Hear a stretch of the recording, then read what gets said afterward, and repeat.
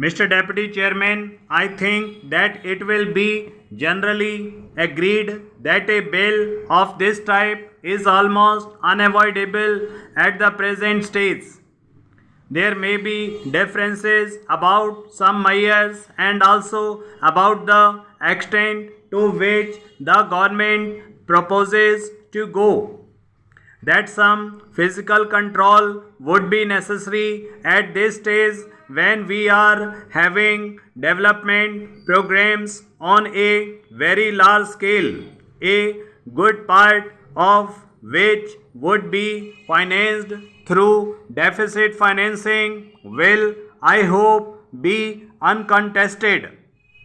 I think the fact that in the 11th 5 year plan the greatest emphasis has been placed on heavy industries, especially on the production of certain types of capital goods, lends further force to an argument of this type.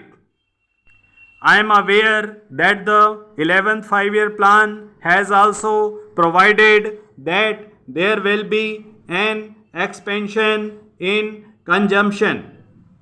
But I have no doubt that the greater emphasis on capital goods will result in at least a temporary shortage on in consumer goods, and this may lead to further inflationary pressures.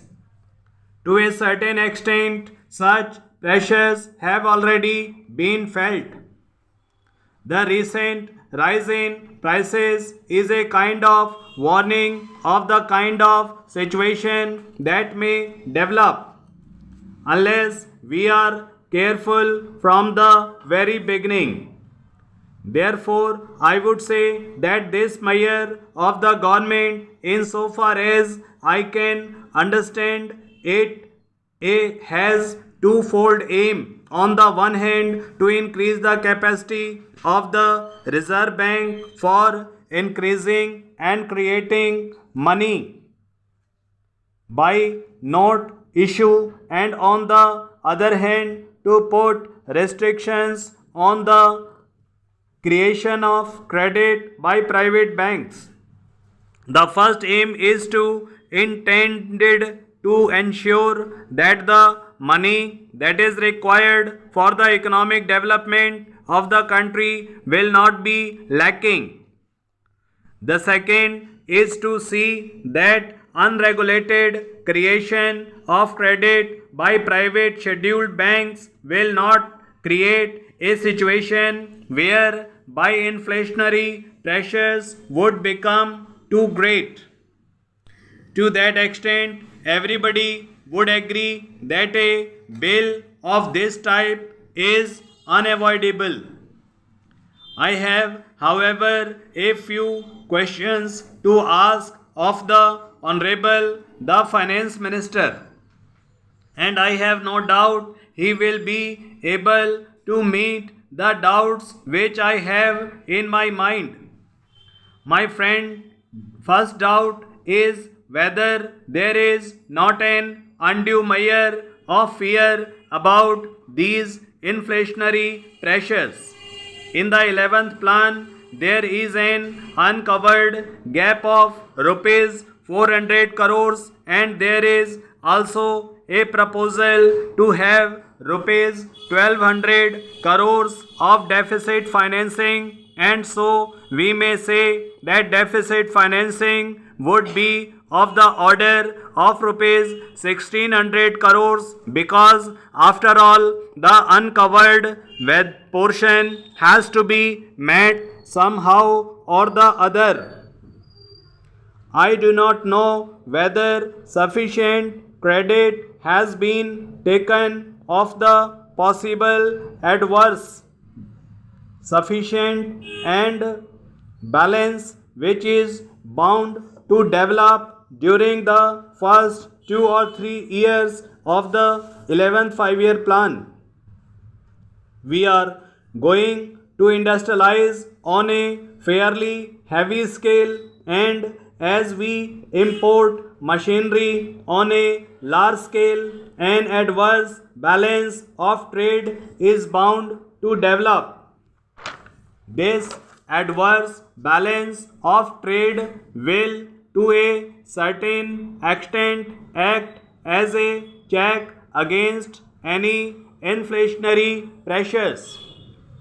Then again, there is the question of production of food grains and other materials within the country. Our economy is an expanding economy at the moment, and I think that by the end of the first 5 year plan of the 11th plan or sometime during the second year of the 11th plan, many of the measures which were undertaken during the 10th plan will start yielding results. Many of the major irrigation projects will give full dividend, and the production of food grains in the country is bound to go up. As the production of food grains goes up within the country, it will again be a check on inflationary pressures. Also, some of the industries which were established during the 10th plan will start yielding results. From this point of view, I would also like the Honorable Finance Minister to consider whether the pattern of deficit financing which has been adopted in the 11th 5 year plan is sound or may require some modification. To my mind, it appears that the decision to put the maximum amount of deficit financing in the first year of the 11th plan till the appropriation. Perhaps it would be a wise thing to put the maximum amount in the second year of the 11th 5 year plan, because by that time the factors which I have mentioned just now will have come into operation. There will be more production of food grains within the country. Some of the results of industrialization during the 10th 5 year plan will begin to be felt, and B, as there will be a large volume of commodities of every type in the country. A large dose of deficit financing in the second plan of the 11th 5 year plan may prove a more salutary measure than the decision of to have the largest dose in the first year. There is another reason why I am a little apprehensive of having the biggest dose of deficit financing in the first year of the 11th 5 year plan. If once the inflationary process starts, if once there is any disturbance in the psychology of the market, the results are difficult to foresee.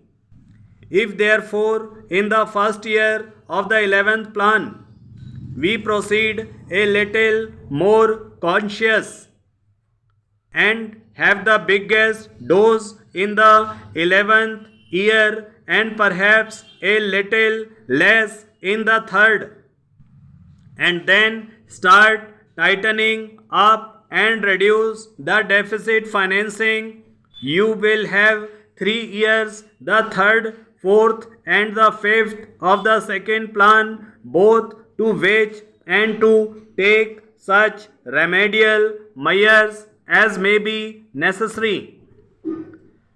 This is a suggestion which I would like the Finance Minister to consider. I am mentioning it here because I think it has a definite relevance to the proposal he has made for currency expansion by doing away with the radio and ratio between the gold bullion and the securities.